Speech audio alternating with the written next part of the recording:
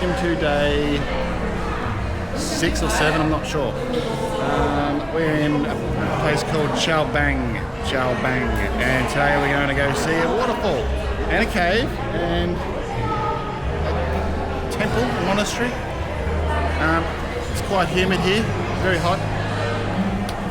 We found this place to be a bit frustrating. We couldn't find a bar to go and have a drink last night, and the pool is like a sauna upstairs, so yeah, not too flash. We couldn't really stay there too long, it was way too hot. We were all busting for a swim too. Anyway, on the bus again for another 2 hours to see this magnificent waterfall. See you there. And there's some kids over here. Say hello. Hello. Thank you.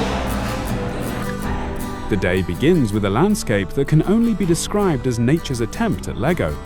The group travels through pyramid-like mountains, so sharp and numerous they look like something a giant would dread stepping on in the middle of the night.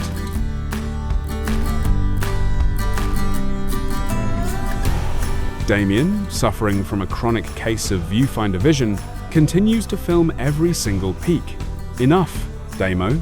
We've seen the pointy bits. They aren't going anywhere.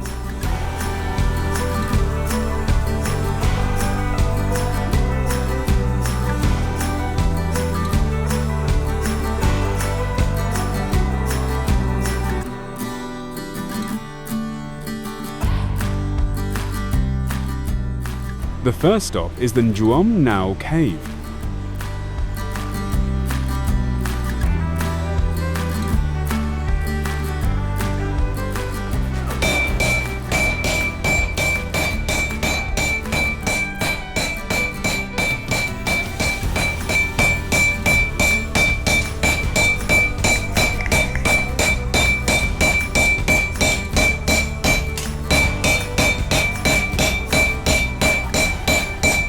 We are about to go into the Damian and Mel cave system.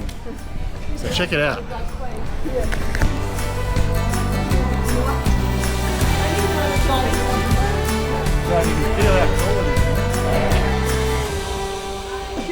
Look after her.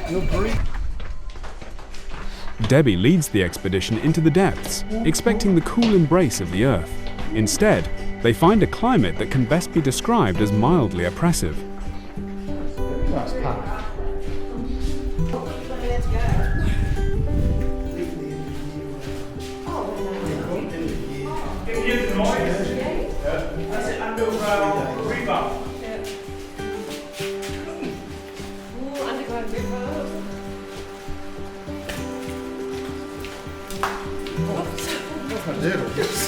Sorry.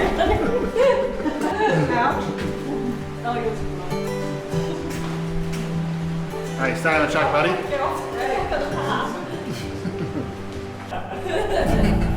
The group navigates the damp labyrinth, where looking down is just as vital as looking up. Damian learns this lesson the hard way, nearly sacrificing an ankle to the geological gods. Let's rewind that. A classic slip. That's a nice big one. That's what she said.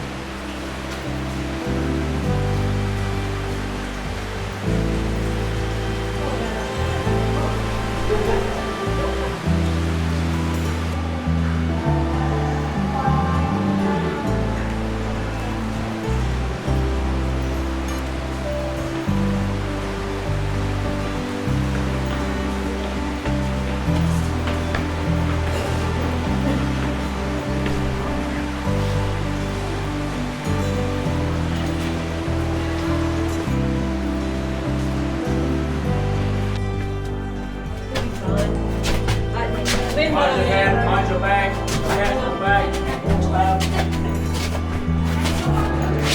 hand your bag. The team adopts a crouching tiger posture to navigate the tight squeezes, fervently hoping there is no hidden dragon, or more likely, a hidden bat waiting in the shadows.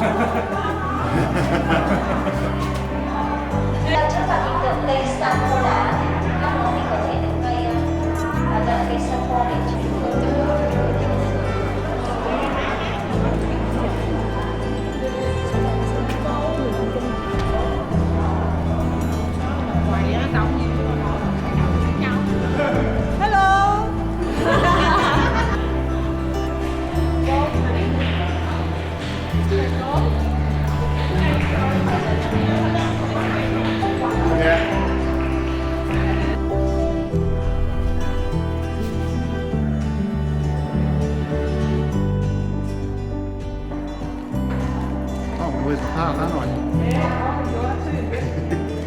Doing the bricks.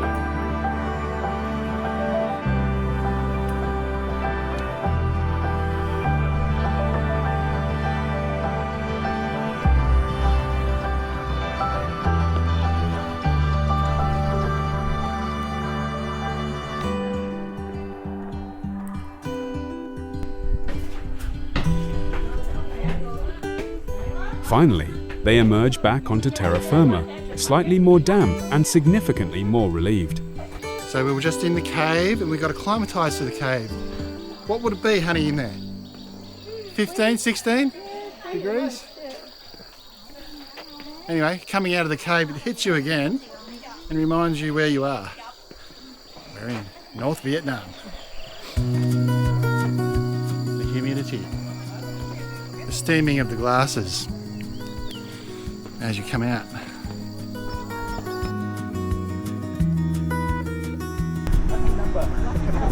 A golf cart whisks the survivors toward the Ban Giok waterfall, the crown jewel that sold them on this tour.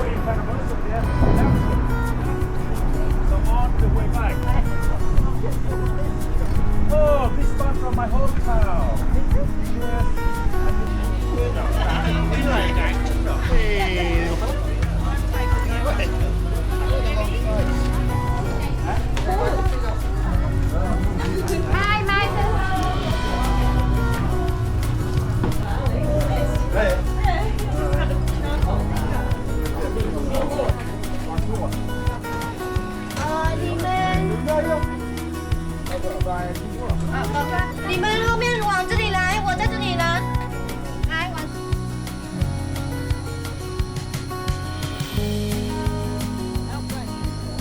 The Quai Sơn River marks the international border, meaning the group is currently staring at China while sweating profusely in Vietnam. It is currently 35 degrees Celsius. For a group of Australians, being this close to a massive body of water and being forbidden from jumping in is legally classified as unusual punishment. Brad leads the core team onto a platform boat. Excitement levels are reported at a solid 7 or 8, which is remarkably high for people whose clothes are currently fused to their skin. Go in front, turn around. So we do like 2 by 2. Come back. Balance.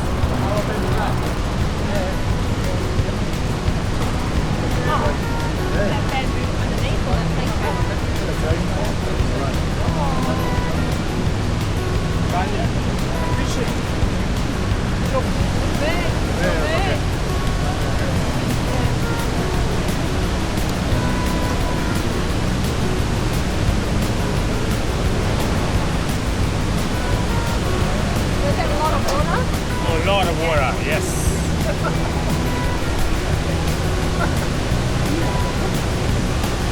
Okay, 1, 2, 3, 3, 2, 1. 1, 2, 3. 1, 2, 3. 1, 2, 3.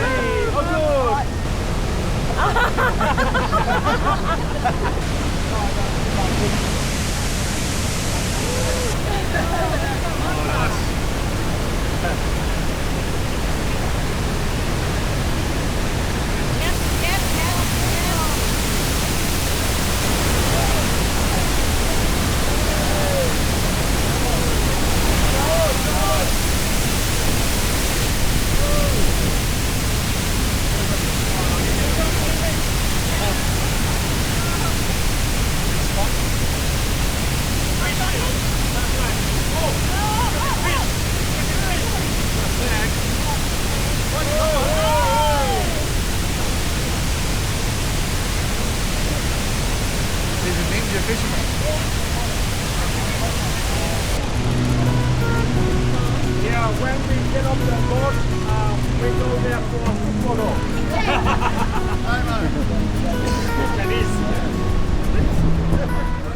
During the return journey, Brad attempts a career change, taking control of the boat with the confidence of a man who has clearly seen a movie about a river.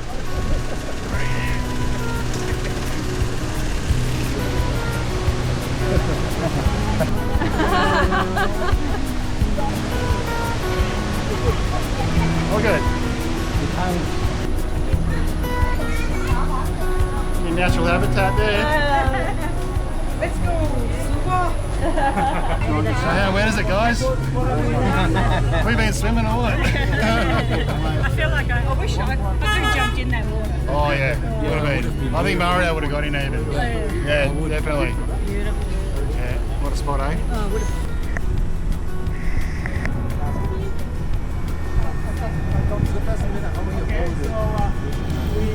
Worry about that later.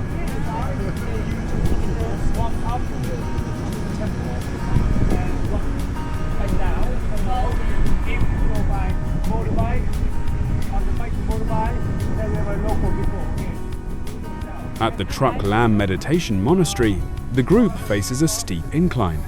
Damian and Melanie, deciding they have done enough manual labor for 1 decade, pay a small fee to be dinked up the hill on motor scooters.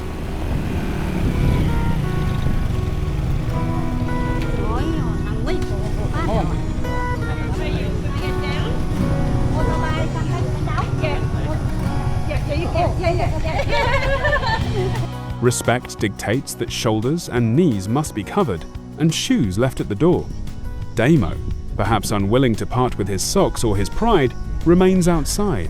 However, he discovers a legalistic loophole. While he cannot enter, his camera lens certainly can. He pushes the equipment through the doorway, capturing the interior with the stealth of a cinematic spy.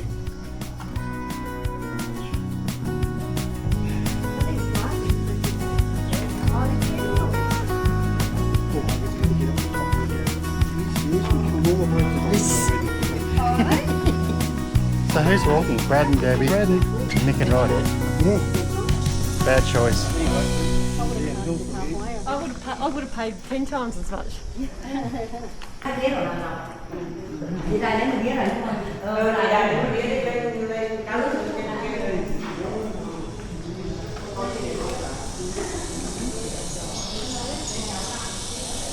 Ah, nice.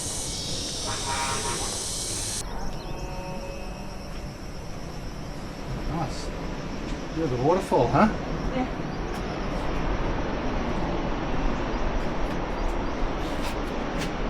Oh yeah, you got to get up here. There, down there.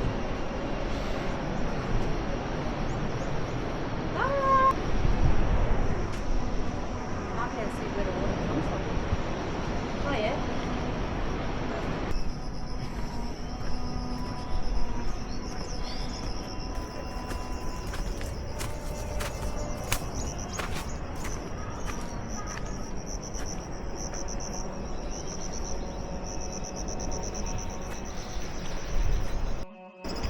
Damian finds the atmosphere reminiscent of an old kung fu flick. He half expects to see Bruce Lee, the bride, or at the very least, Ace Ventura emerging from behind a prayer mat. What do you reckon, love? Yep. Set them back. There is a little swimming area. Yeah. You reckon? The view from the monastery back down to the waterfall is astounding, providing a moment of genuine power. Okay, let's go. Let's go. You and I are friends again. It's back on the scooters, and down the driveway we go.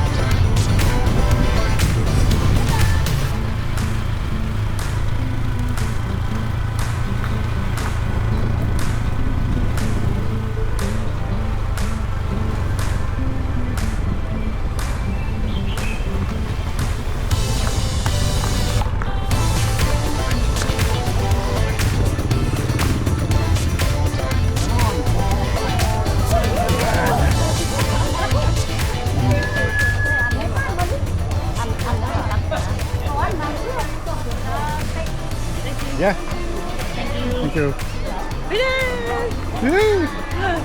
Go there, go shooting. Are you sliding up onto it, were you? Yeah, freezing Were you thinking of me? The feeling of liquid amber falling down their parched throats to combat the heat is unlike anything they have felt, that day at least.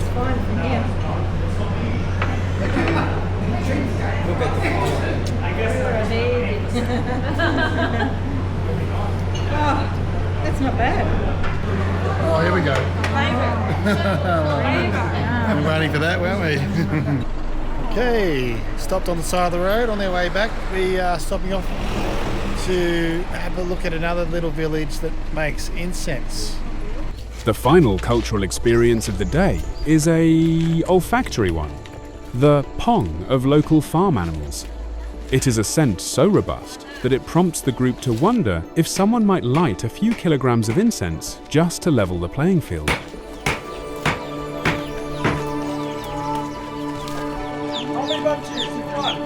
I just got one.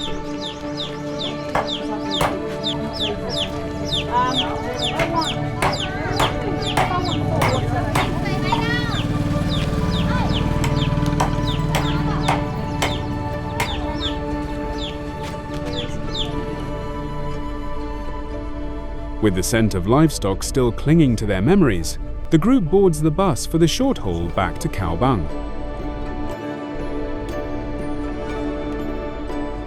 They return to the hotel, a place that now represents the ultimate luxury, a stationary bed and a shower that doesn't require a 100-step climb. In the next episode, we sample some strange local tea, get photographed with a couple of nice young ladies, risk our lives again in Hanoi, go deep into an alley to find a gallery, browse propaganda, and chill with a few cold ones.